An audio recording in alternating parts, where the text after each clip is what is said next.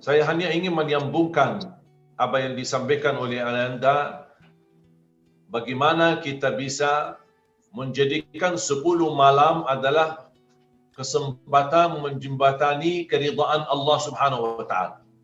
Bagaimana melalui 10 malam terakhir ini kita mampu merubah nasib kita, bisa menjadi wasilah terangkat bala ini. Dan alhamdulillah aktivitas kita khususnya di malam hari. Kenapa saya berkata malam hari? Karena Lailatul Qadar adanya di malam hari, bukan di pagi hari, bukan di siang hari, bukan di sore hari, tapi di malam hari, mulai habis maghrib sampai waktu terbitnya fajar atau masuknya waktu subuh. Sepanjang masa itu, dari habis maghrib sampai subuh, itu termasuk Lailatul Qadar.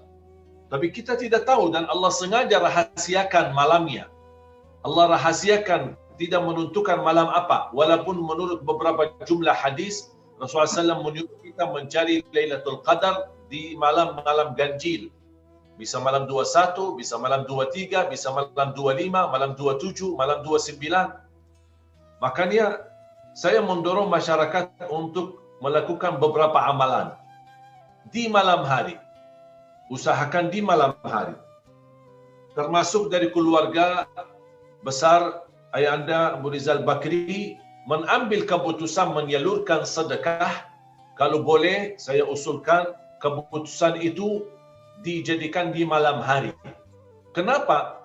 Segala kebaikan yang kita lakukan di malam harinya, apalagi kalau bisa setiap malam kita lakukan selama 10 malam, karena kita tidak tahu yang mana Lailatul Qadar. Kita setiap malam mengambil keputusan dalam kebaikan, berbagi dalam kebaikan, bersedekah, keputusan menyalurkan sedekah. Kenapa saya milih malam hari? Karena seandainya keputusan atau berbagi yang kita ambil atau kita arahkan atau kita salurkan di malam hari dan jatuhnya bersamaan dengan Lailatul Qadar, berarti amalan tersebut akan nilainya di sisi Allah sama dengan ibadah 83 tahun, lebih baik daripada 1000 bulan. Belum tentu usia kita bisa 83 tahun. Salat malam termasuk mulai dari tarawih, walaupun tidak berkesempatan tahajud, mulai tarawih. Kalau sudah setiap malam kita jaga tarawih malam hari, berarti pasti akan salah satu malam kita akan menemukan Lailatul Qadar. Berarti nilai tarawih kita seperti orang tarawih selama 83 tahun. Bersedekah di malam hari berarti nilai bersedekah kita termasuk sama seperti orang bersedekah selama 83 tahun, 1000 bulan. Bahkan lebih baik daripada 1000 bulan. 1000 bulan kurang lebih 83 tahun. Baca Al-Quran, berarti nilai pahala bukan terhitung dari setiap satu huruf 10 kebaikan, tetapi nilai bacaan kita akan juga meraih pahala yang begitu besar, 83 tahun. Betapa luar biasa karunia Allah Subhanahu wa taala. Dan salah satu yang perlu kita tingkatkan di 10 malam adalah syukur. Sebagaimana beliau menyampaikan tadi, kita bersyukur kepada Allah Subhanahu wa taala. Dan kita sudah jangan selalu melihat ke atas, tapi juga sering melihat ke bawah. Masih ada, sebagaimana sampaikan beliau, masih ada yang merasa bangga dan bahagia hanya dengan penerima susu. Susu saja bisa menjadikan mereka merasa kekayaan yang luar biasa. Berarti dengan kehadiran ujian ini sebenarnya membuat kita sadari betapa banyak nikmat sebelum COVID-19 yang sayang sekali kita tidak merasakannya atau menjadi hal kebiasaan sehari-hari.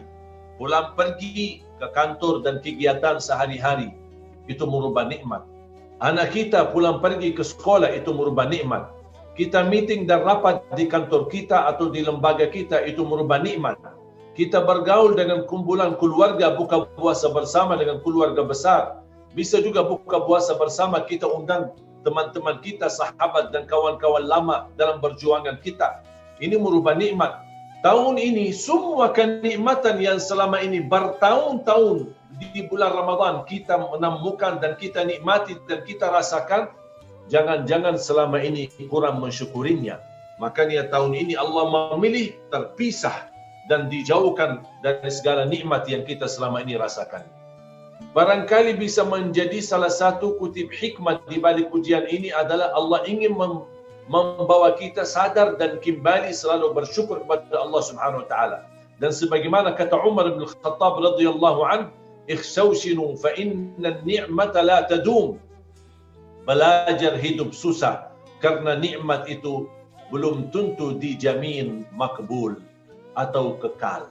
Bayangkan, belajar hidup susah. Kadang-kadang orang malas belajar hidup susah. Allah membuatkan kesusahan secara terpaksa dengan kehadiran COVID-19. Supaya kita tahu betapa luar biasa kenikmatan yang kita miliki. Apakah kita betul-betul syukur nikmat Allah Subhanahu wa taala?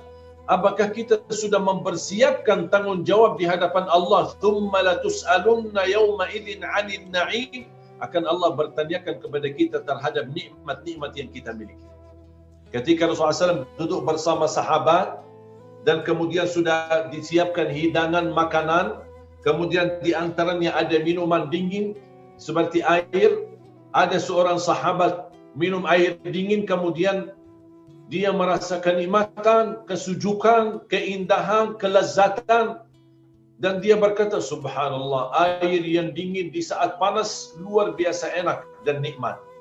Kata Rasulullah SAW, syukuri nikmat air yang dingin di saat lagi menghadapi musim panas. Karena demi Allah, nanti di hari kiamat akan Allah tanyakan kepadamu, apakah anda sudah syukuri nikmat air dingin? Cuba bayangkan jamaah sekalian, air dingin, makanan yang enak, makanan yang hangat. Kita bisa menikmati kopi, bisa menikmati teh, bisa menikmati air minum yang sehat. Berbagai macam makanan kita saat buka puasa. Wallahi, saya kenal sendiri. Orang-orang pernah tanya ketika saya masih di Madinah bersama guru saya. Ada beliau menerima telefon dari sebuah negara di Afrika di bulan suci Ramadan, dan orang itu bertanya sama guru saya, apakah sah puasa kami kalau kami sambungkan puasa tambah kami buka? Dan guru saya bertanya, kenapa kamu tidak buka? Kata orang itu, mohon maaf, kami tidak punya makanan apa-apa untuk kami pakai buat buka. Kami tidak punya makanan apa-apa untuk dipakai buka. Bayangkan, apakah sah puasa kami kalau kami sambung terus hari pertama, kedua, dan seterusnya, karena kami tidak punya apa-apa untuk kita makan. Bayangkan jamaah sekalian, banyak macam makanan yang ada di isi kulkas kita, banyak macam makanan yang baru kita hidangkan dan siapkan untuk keluarga kita. Alhamdulillah.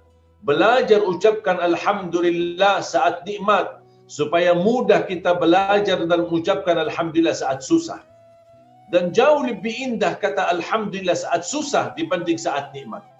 Tapi orang yang selalu terbiasa mengucapkan Alhamdulillah saat dia menghadapi nikmat dan mendapatkan kenikmatan, pasti akan mudahnya juga mengucapkan Alhamdulillah saat dia menghadapi kesusahan. Di tahun ini Allah inginkan rumah kita yang menjadi pusatnya cahaya yang melancurkan kepada sampai ke langit. Dan Rasulullah SAW bersabda, Iqra'ul Qur'ana fi buyutikum wa la taj'alu buyutakum maqabir. Jangan jadikan rumah kalian adalah kuburan dan bacakan Al-Quran di dalam rumahmu. Artinya Rasulullah SAW mengajak kita untuk terapkan ibadah di dalam rumahmu. Kalau mungkin selama ini kita belum menuruti atau taati, patuhi perintah Rasulullah SAW, Allah kirimkan COVID-19 supaya terpaksa membatuhi perintah Rasulullah SAW untuk beraktivitas ibadah di rumah saja. Karena Rasulullah SAW selalu juga menghidupkan salat sunnahnya, tahajudnya, qiyamul lailnya, bacaan Qur'annya, zikirnya, semuanya di rumah. Hanya salat wajib saja dilakukan di masjid sallallahu alaihi wasallam. Saat ini COVID-19 yang kita hadapi, salat wajib pun 5 waktu tidak bisa kita lakukan di masjid. Walaupun sayang sekali masih ada beberapa masjid yang menurut saya melanggar, bukan melanggar aturan pemerintah, tapi melanggar pandangan Islam, tidak patuhi kepada perintah Islam untuk diam di rumah, untuk sama-sama mencegah Karena kita harus bersama dan bersatu melawan COVID-19. Dan penyakit ini tidak bisa kita hadapi dan lawan, tapi kita lawan dengan kita diam di rumah. Itu sudah solusinya dan obatnya. Di sambil kita diam di rumah, menjalankan ibadah sedekah yang menjadi wasilah tertolak bala, dan kemudian bermunajat kepada Allah Subhanahu wa taala. Alhamdulillah, astaghfirullah. Alhamdulillah, astaghfirullah. Alhamdulillah, astaghfirullah. Makanya jamaah sekalian dimuliakan Allah Subhanahu wa taala, mari kita sama-sama manfaatkan secara maksimal. Bisa jadi Ramadan atau 10 malam terakhir, bisa jadi Lailatul Qadar yang di dalamnya adalah Lailatul Qadar yang terakhir dalam kehidupan kita. Belum tentu bertemu Lailatul Qadar lagi. Belum tentu bertemu Ramadan lagi. Belum tentu bertemu 10 malam terakhir lagi. Ayo mari kita sama-sama jadikan sisa umur kita semua yang terbaik di sisi Allah, agar saat kita dijemput oleh Allah Subhanahu wa taala betul-betul dapat gelar dan hadiah oleh-oleh dari Allah Subhanahu wa taala. Ya ayyatuhan nafsul mutmainnah irji'i ila rabbiki radiyatan mardiyah fadkhuli fi ibadi wadkhuli jannati. Hei jiwa yang tenang, kembalilah mu kepada Allah Subhanahu wa taala dalam mendapatkan ridha Allah, dan masuklah dalam golongan hamba-Ku, dan masuklah dalam golongan